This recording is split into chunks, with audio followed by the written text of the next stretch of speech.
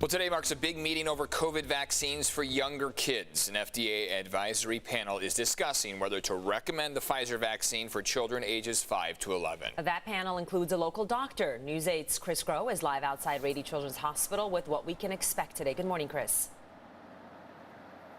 Good morning, and if this is fully approved here for emergency use authorization, we're talking about millions of kids ages between the 5 years old and 11 years old that will now be eligible for the Pfizer vaccine, because that is the vaccine that we're currently talking about right now, one that is already fully approved beyond emergency use authorization for those 16 and older. But if this emergency use authorization is given, that means roughly 28 million children will fall into that eligibility pocket. Now, as for the timing, well, the advisory board, again, meeting today, likely going to take several hours. There's not only evidence and facts that is presented, but also public comment.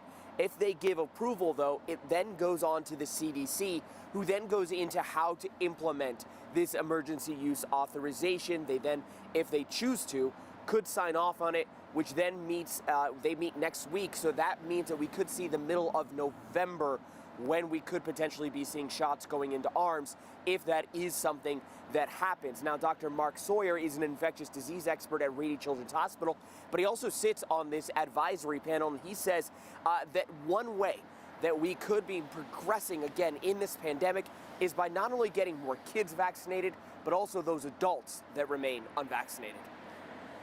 And I think we largely will by getting as many people immunized as we can. I'm not sure we'll ever completely eliminate the transmission the way we have with things like measles because of herd immunity. And that has to do with the way these vaccines work and how contagious this particular virus is. But I think we can largely control the pandemic by adding kids and the rest of the adults who haven't been immunized. If we could get everybody immunized, then I think we'd be in good shape.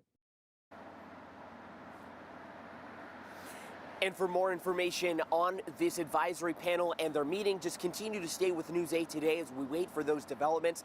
And then if you want to learn more about the vaccine, just go to CBS8.com and click on that help button. Eric and Stella.